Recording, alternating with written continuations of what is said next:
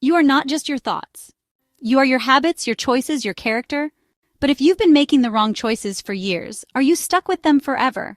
If you grew up in the wrong environment, can you ever change? Aristotle had the answer centuries ago. Virtue isn't about knowing what's right. It's about becoming the kind of person who does what's right, and that changes everything. Now, Aristotle wasn't just some toga-wearing know-it-all scribbling away in ancient Greece. He was basically the original life coach. His big idea? Virtue isn't something you're born with or just think about. It's something you build through habit, like muscle memory, but for being a decent human. Forget Plato's whole knowledge is virtue thing. Aristotle knew that just knowing what's right doesn't mean you'll actually do it. Just ask anyone who's ever ignored a gym membership. Instead, he argued that moral excellence comes from repeated action. Want to be courageous? You don't just decide to be, you practice making brave choices until courage becomes second nature. And this leads us to his famous golden mean, the idea that virtue is the balance between extremes. Too much confidence? You're reckless. Too little? You're a coward.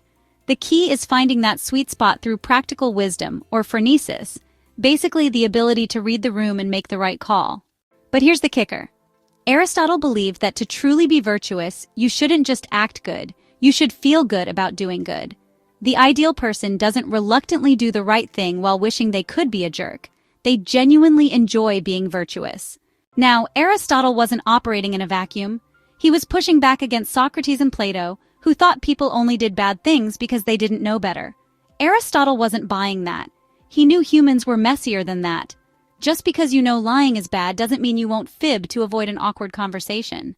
And Aristotle's legacy didn't end with Greece. The Romans, particularly the Stoics and Cicero, ran with his ideas, tweaking them along the way.